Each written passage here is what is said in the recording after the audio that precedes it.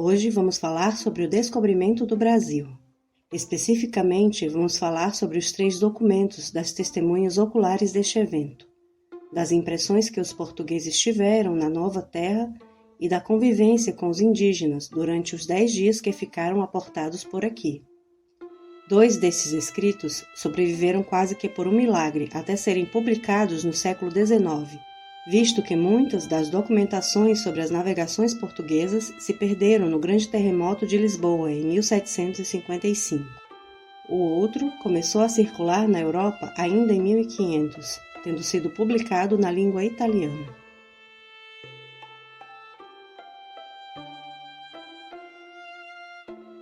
João Faras era médico, artista, astrônomo e amigo íntimo do rei de Portugal, apesar da nacionalidade espanhola.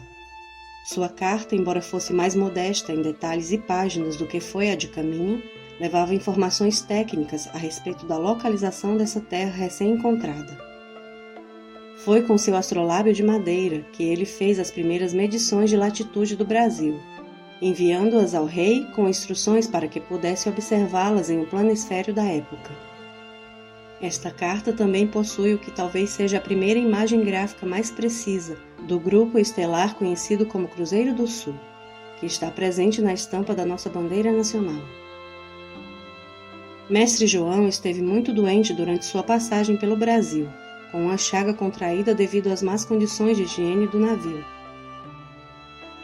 Sua carta só chegou ao conhecimento público em 1843.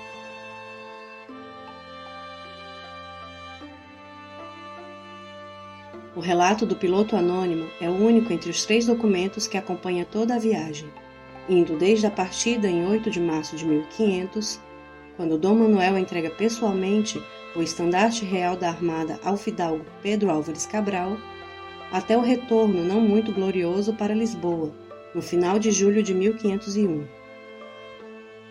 Esta carta pode ter sido escrita por um foragido, ou mesmo um espião, o que não era muito incomum no contexto das grandes navegações. É através dela que podemos entender por que a viagem que ocasionou o descobrimento do Brasil acabou sendo considerada mal-sucedida, com a perda de quase metade das suas embarcações em todo o trajeto. A catastrófica negociação de Calicut, cujo embate com os comerciantes mouros acabou ocasionando a morte de vários tripulantes, entre eles Pero Vaz de Caminha, é descrita em detalhes no documento. Assim como também é descrita as baixas que a armada de Pedro Álvares Cabral vai sofrendo ao longo da viagem.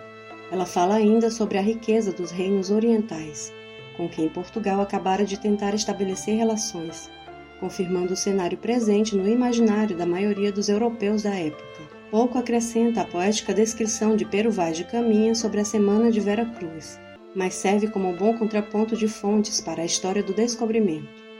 O relato do piloto anônimo foi publicado na Europa em 1507, na língua italiana, como parte de uma coleção organizada por Fracasano Montalbano, que afirmou ter traduzido um original português, embora esse original nunca tenha sido encontrado.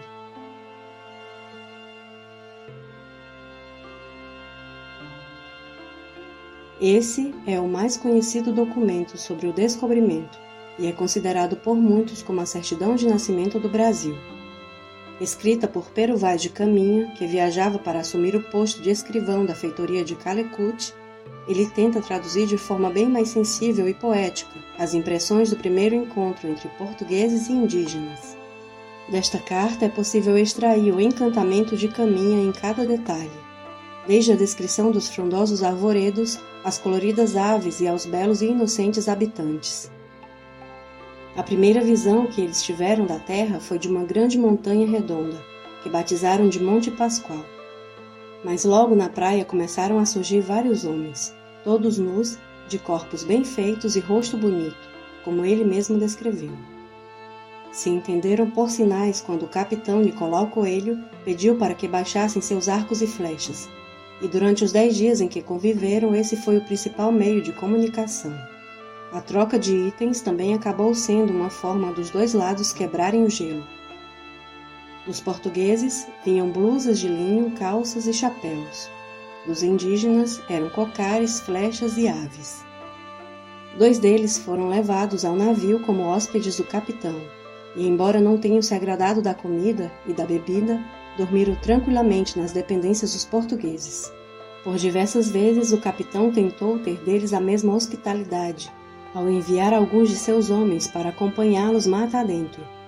Embora tenham sido bem recebidos durante o dia com comida e bebida, nunca lhes fora permitido permanecer na aldeia para passar a noite.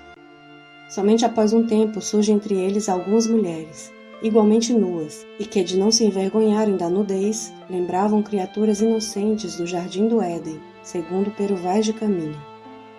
Os anfitriões, por vezes, demonstravam-se prestativos com os visitantes, enchendo seus barris de água, oferecendo-lhes de sua comida e ajudando nas tarefas que realizavam.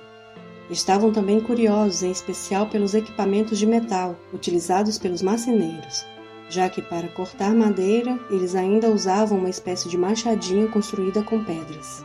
Com o passar dos dias já andavam sem seus arcos e flechas entre os portugueses. Demonstravam confiança e até se divertiam com as danças e saltos mortais do almoxarife Diogo Dias. No último dia, uma parte deles participou da missa celebrada, ajudando a erguer a cruz de madeira que seria o sinal de posse da terra, não por entender seu significado, mas como sinal de gentileza aos seus visitantes. E enquanto os portugueses partiam deixando para trás 2 degredados em prantos, os anfitriões demonstraram um senso de piedade ao consolá-los. A carta de Pero Vaz de Caminha foi descoberta por um dos servidores da Torre do Tombo, em 1773, mas só chegou ao público no século XIX.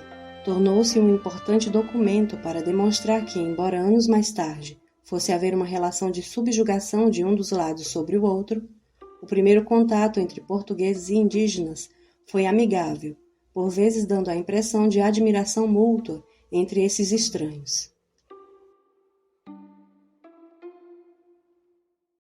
E se você gostou do vídeo e quer acompanhar mais conteúdos como este, não se esqueça de inscrever-se no canal e deixar seu like antes de sair.